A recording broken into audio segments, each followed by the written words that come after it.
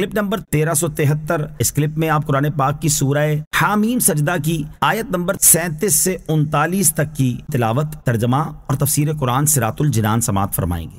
بسم اللہ الرحمن الرحیم۔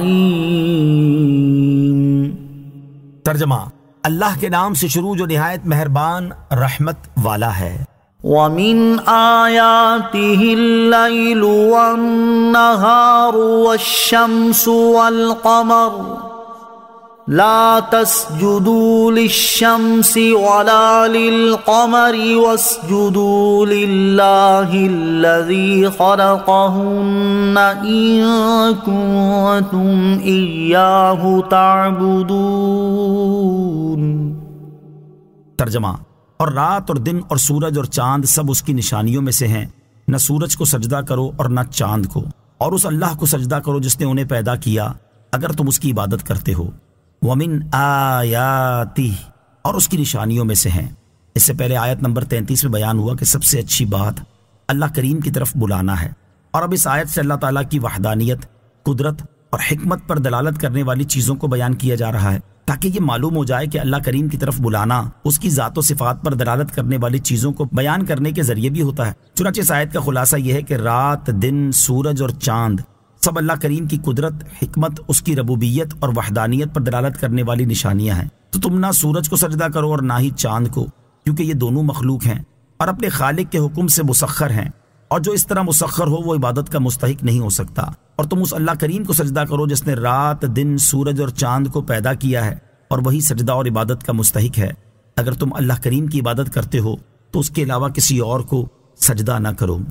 فَإِنِ اسْتَكْبَرُوا فَالَّذِينَ عِندَ رَبِّكَ يُسَبِّحُونَ لَهُ بِاللَّيْلِ وَالنَّهَارِ وَهُمْ لَا يَسْأَمُونَ۔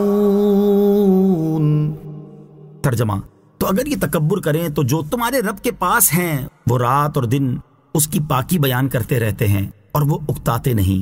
فَإِنِ اسْتَكْبَرُوا، تو اگر یہ تکبر کریں، یعنی اگر کفار اللہ کریم کی وحدانیت کے عظیم دلائل دیکھ لینے کے باوجود بھی غرور و تکبر کریں تو پھر بھی اللہ کریم کا کچھ نہیں بگاڑ سکتے۔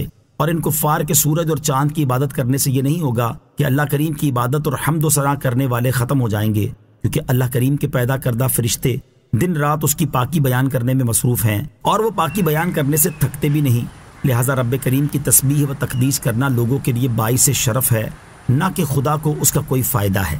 نوٹ، یاد رہے کہ یہ آیت سجدہ ہے، اسے پڑھنے اور سننے والے پر سجدہ تلاوت کرنا واجب ہے۔ واضح رہے کہ ریکارڈڈ آیات سجدہ سننے سے سجدہ تلاوت واجب نہیں ہوتا۔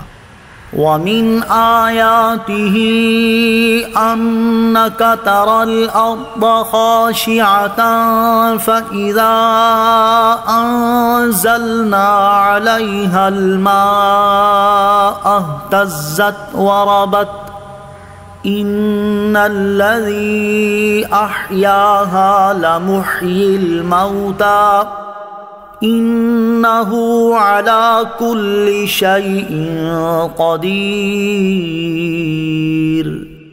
ترجمہ، اور اس کی نشانیوں میں سے ہے کہ تو زمین کو بے قدر پڑی ہوئی دیکھتا ہے، پھر جب ہم اس پر پانی اتارتے ہیں تو لہلہانے لگتی ہے اور بڑھ جاتی ہے۔ بے شک جس نے اس کو زندہ کیا وہ ضرور مردوں کو زندہ کرنے والا ہے، بے شک وہ ہر شے پر قدرت رکھتا ہے۔